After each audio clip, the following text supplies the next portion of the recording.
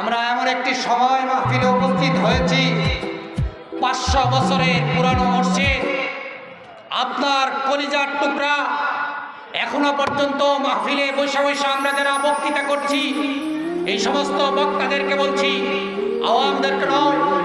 ওলামা ইকরামকে বলছি, এমন একটি সময় আমরা মঞ্চে উপস্থিত হয়েছি,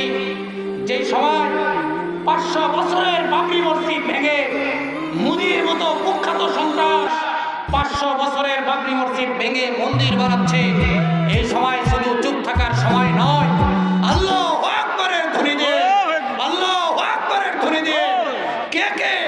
আলেম সমাজ যদি ডাক দেয়, আলেম ওলামা যদি ডাক দেয়, ওই কুখ্যাত সন্ত্রাসদের মোকাবেলায়,